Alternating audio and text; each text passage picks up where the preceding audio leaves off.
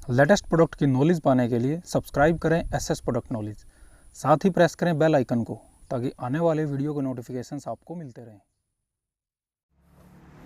नमस्कार दोस्तों, कैसे आप सब। आज इस वीडियो में हम बात करने वाले हैं भाई, अगर आप 7.5 HP की मोटर चलाना चाहते हैं तो उसके लिए कितना सोलर लगेगा, क्या कुछ उसमें और अदर कंपोनेंट लगेंगे और कितना आपको उसका प्राइस पड़ेगा, ये सारा आज हम इस वीडियो में डिस्कस करने वाले हैं। तो मैं संग्राम Singh SS product knowledge YouTube channel पर आपका स्वागत करता हूं। तो चलिए शुरू करते हैं आज के इस वीडियो को, जानते हैं इसके बारे में और चैनल को सब्सक्राइब जरूर करें।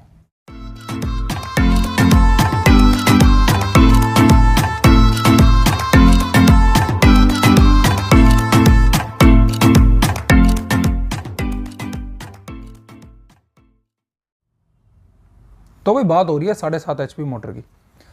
5-6 दिन से वीडियो नहीं डाल पाया, थोड़ा बिजी था, लेकिन सबसे ज़्यादा जो कमेंट आया इस दौरान, तो सबसे ज़्यादा कमेंट 7.5 HP की मोटर के बारे में ही था कि भाई 7.5 HP की मोटर को चलाने के लिए कितना सोलर लगाएं।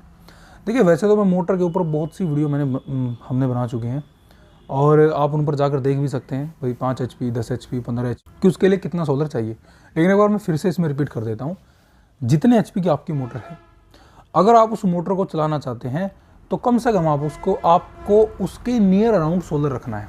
जैसे अगर आप 7.5 HP की अगर हम बात करें तो 7.5 HP की मोटर अगर आप चलाना चाहते हैं तो उसके लिए मिनिमम आपको 7 किलोवाट का सोलर चाहिए। अब 7 किलोवाट का तो हमारे पास सोलर हो गया। अब बात आती है इसमें कि भाई इसको कितने केवीए का इन्वर्टर चला सकता है, यानी कि अगर हम इसको ऑफ ग्रिड सिस्टम पे लें तो कितने केवीए का इन्वर्टर है जो 7.5 HP की मोटर को चला देता है। जो हमारे पास इन्वर्टर होता है, इन्वर्टर के बारे में वीडियो बना चुका हूँ, वो भी आप जाकर देख सकते हैं। जितने HP की आपकी मोटर है उससे डबल केवीए का आपको इन्वर्टर चाहिए जो आपकी मोटर को रन कर सकता है। जैसे अगर हम 7.5 HP की बात करें तो 7.5 HP की मोटर को चलाने के लिए आपको कम से कम 15 केवीए का इन्वर्टर चाहिए जो आपकी मोटर को चला सकता है। अब 15 केवीए का आपके पास इन्वर्टर हो गया, 7 किलोवाट आपके पास कम से कम हमारा सोलर हो गया। अब बात आती है बैटरीज की, क्योंकि ऑफ ग्रिड सिस्टम है।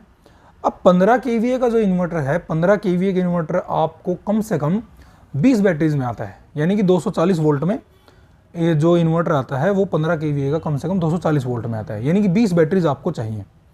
अब अगर हम ऑफ ग्रिड में टोटल प्राइसिंग निकालें तो उसमें 7 किलोवाट हमारा सोलर हो गया, 20 हमारे पास बैटरीज हो गई। अब मिनिमम जो हमारी बैटरी है वो भाई 11,000 रुपये की बैटरी है, तो 2,20,000 रुपये की हमारे पास तो ये हो गई, बैटरीज हो गई। 7 किलोवाट का हमारे पास सोलर हो गया। अब जो एग्रीकल्चर में जो सोलर लगते हैं या फिर अगर आप घरों में लगवाना चाहते हैं तो वहाँ तो अगर हम पॉलीक्रिस्टलाइन की बात करें तो 35 रुपये पर वॉट के हिसाब से अभी इंस्टॉलेशन चली हुई है। लेकिन अगर आप थोड़ा एग्रीकल्चर में या थोड़ा इंडस्ट्री लेवल पे बात करें तो वहाँ पर 40 रुपये प्रति वाट के हिसाब से आपको सोलर लगवाना पड़ता है। तो 40 रुपये प्रति वाट के हिसाब से अगर आप 7 किलोवाट का हिसाब लगाएं तो 2,80,000 रुपये का हमारा सोलर हो गया, 2,20,000 रुपये की हमारी बैटरी हो गई। तो ये हमारे पास टोटल 5 लाख रुपए का सिस्टम ये हो गया। और उसके बाद हमारा बचा सोलर पीसीयू जो कि हमारा 15 केवीए का है। अब जो 15 केवीए का सोलर पीसीयू है वो लगभग 1 लाख रुपए की रेंज में आता है। वो अलग अलग कंपनीज का डिपेंड है भाई, कोई 70,000 का है, कोई 80 का है, कोई 1,15,20,000 रुपये का भी है जो MPPT टेक्नोलॉजी में है कुछ। लेकिन ऑन एन एवरेज हम 1 लाख रुपए का हमारा इन्वर्टर हो गया। तो ये जो टोटल कॉस्टिंग हमारी बैठती है, ये टोटल कॉस्टिंग हमारी बैठ जाती है 6 लाख रुपए की, यानी कि 6 लाख रुपये अगर हम आज की बात करें, क्योंकि प्राइस तो थोड़ा बहुत चेंज होता रहता है, तो 6 लाख रुपये 7.5 HP की मोटर को चलाने के लिए आपको लगते हैं ऑफ ग्रिड सोलर में। अब मैं पहले भी काफ़ी इस बारे में बता चुका हूँ कि भी जो ऑफ ग्रिड सोलर है, अगर आप मोटर पे बात करते हैं या कुछ ऐसा जो लोड आपको लगातार चलाना, जो हैवी लोड है, वहाँ पर ऑफ ग्रिड सोलर की कॉस्टिंग बहुत ज़्यादा बैठती है और वो आपके लिए सही भी नहीं है। क्योंकि अगर आप सोचते हैं कि बैटरीज पे हमारा बैकअप मिल जाएगा, बैटरीज पे हम मोटर चला सकते हैं, तो आप बैटरीज पे ज़्यादा देर मोटर को नहीं चला सकते, ये भी थोड़ा ध्यान रखें। तो इसके लिए हमारे पास 2 ही ऑप्शन बचते हैं, एक है ऑन ग्रिड और एक है साथ में हमारा VFD कंट्रोलर। अब भाई एग्रीकल्चर में या फिर जो मोटर का केस है उसमें तो सीधा VFD ले लो, मैं पहले भी बता चुका हूँ। लेकिन फिर से एक बार अगर हम ऑन ग्रिड की बात करें तो ऑन ग्रिड सोलर की अगर हम प्राइसिंग निकालें तो भाई 7 किलोवाट का जो हमारा जो ऑन ग्रिड का प्राइस है वो इस समय 55 रुपये प्रति वाट के हिसाब से चला हुआ है।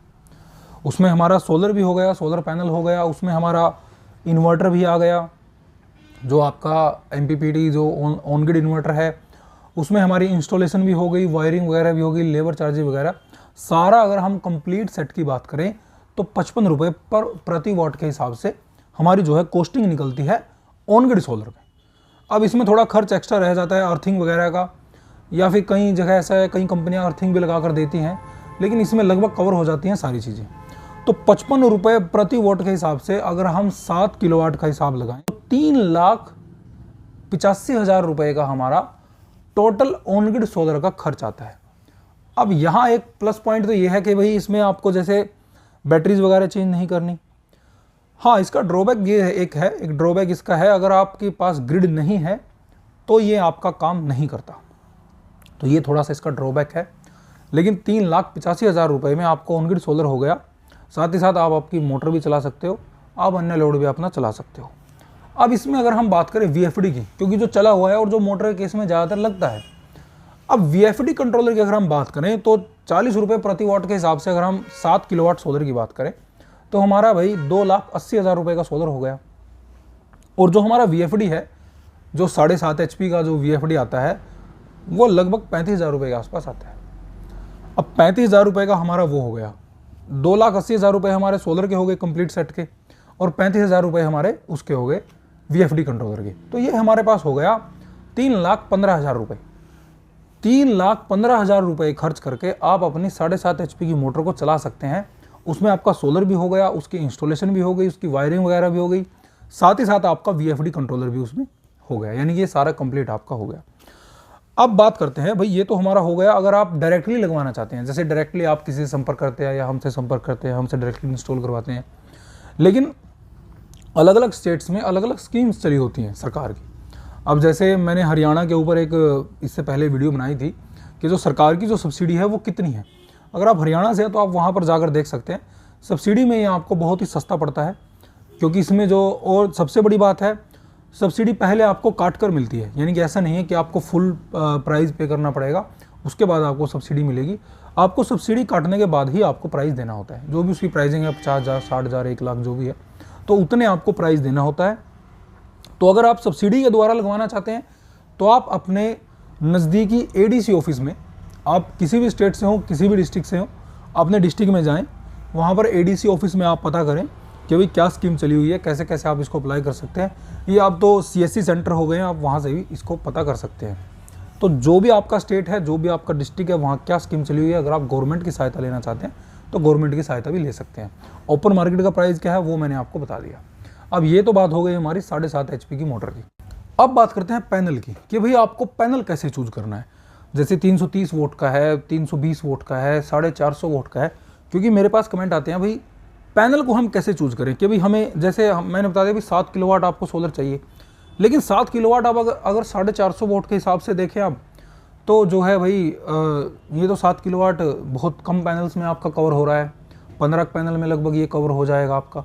लेकिन अगर हम बात करें 300 वोट की तो वहाँ पर हमारे पैनल ज़्यादा लग रहे हैं। तो पैनल कैसे चूज करें हम, इसके ऊपर मैं स्पेशल जल्द ही वीडियो बनाऊंगा, उसमें आप देख लेना कि कैसे हमें पैनल चूज करना है कितने HP की मोटर के लिए। तो अभी के लिए इतना ही। हमारे चैनल को देखते रहिए, सब्सक्राइब जरूर करें। इससे संबंधित कोई सवाल रहता है तो आप हमें कमेंट कर सकते हैं। बहुत बहुत धन्यवाद।